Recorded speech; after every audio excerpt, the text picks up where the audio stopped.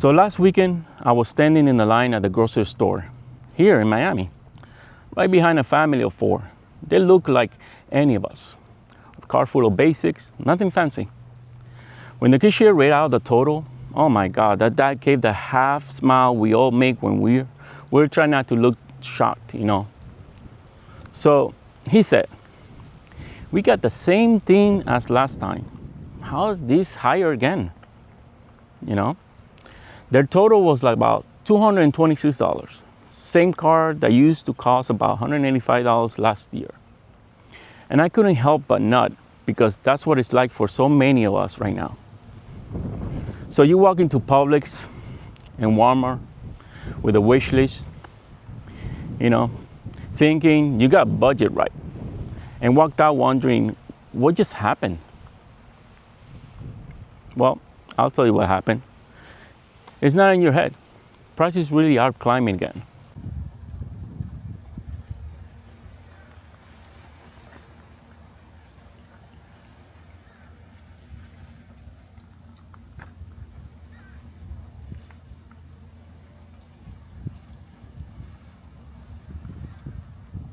So we keep hearing that inflation is cooling, but tell that to the moms in front of me who said, "I'm cooking the same meals.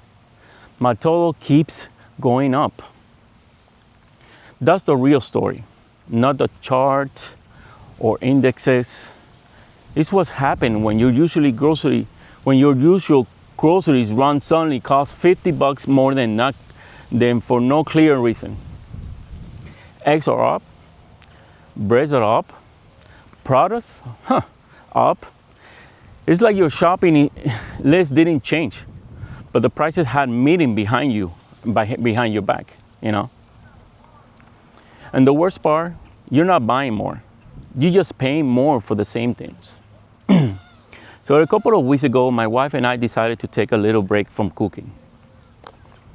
Just one night out in downtown Miami. So we didn't go all out, nothing like that. We shared one appetizer. We had a drink each, enjoyed the music. Simple, nothing crazy. When the bill came, oh my God, it was just over $100. And then I noticed that 20% service charge, that's on top of the price, automatically added. So in some places nowadays, it's like about 25 or even 30%.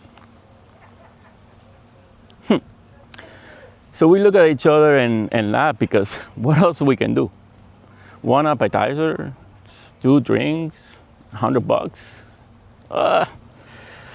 That used to be a full dinner out, not a warm-up. And right there, it hit me. It's not just the groceries, it's everything. So every bite, every bill, every routine thing that just costs more and more and more. Here's the thing, it's not only about money. It's about how it feels when when life keeps asking you to stretch a dollar that doesn't stretch anymore. In Miami, where the cost of living is already sky high, families are making trade-offs every week. Groceries or gas, dinner, out, or saving, cables or streaming. I talked to friends who used to buy organics or brand names items. Now they're just switching to store brands, frozen foods, or just keeping extra altogether. And you can feel it, the quiet frustration people carry around the checkout lines. No one says it out loud, but it's there. I'm doing the best, but it still isn't enough. That's what they're saying inside them. So let's keep it simple. It's not one thing. It's a pile up of small things. So the heat waves this summer ruined parts of the product harvest. Fuel costs went back up, which means trucking costs went up. Fertilizer prices jumped again early this year, making it more expensive for farmers to grow crops. And shipping containers. The cost to move goods across oceans rose nearly about 20% in 2025. So each of those adds a few cents here, a few cents there, you know, until the total of the register feels like it got a mind on its own.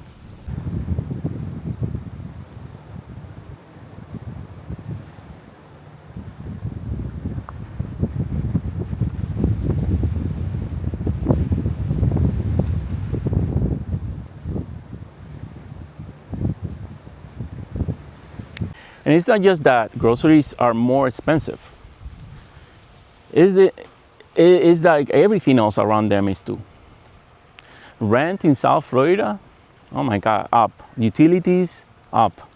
Insurance, don't even get me started on that. So when food prices rises, it's not just one bill. It throws off the whole balance. Because food is the one thing you can cut out of our lives, you know. So I met a family who now plan their shopping days around store apps and BOGO sales. One friend told me that she checks Publix digital flyer like it's a stock market, and that's what we have become, you know, resources, creative but tired. Here's the good part. People are adjusting smarter than ever. They're meal planning, freezing leftovers, using loyalty programs, and stacking coupons through the store apps.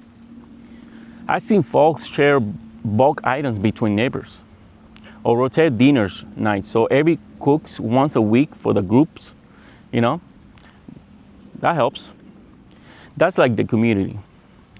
And that's what keeps people afloat, you know. So what the system's not doing us on any favor, Americans are doing what we always do. Figuring it out.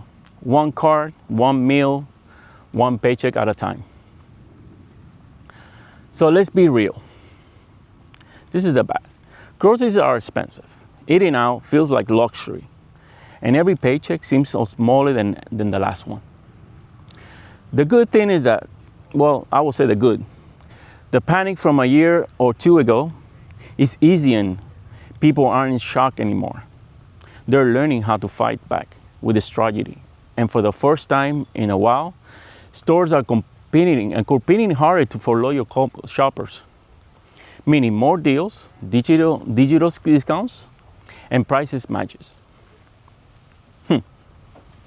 So yeah, the storm's still here, but we're learning how to carry an umbrella.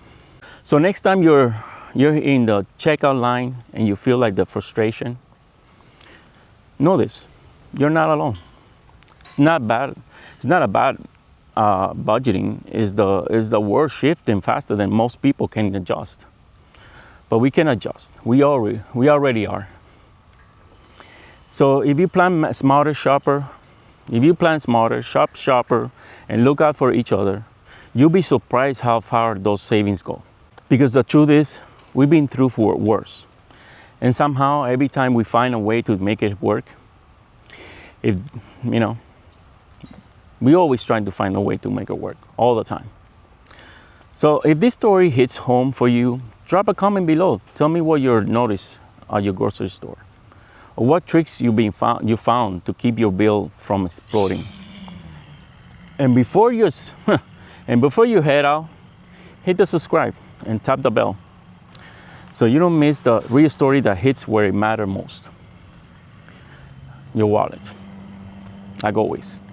So thanks for watching, and I'll see you next time right here on the Wallet Watch USA. Thank you.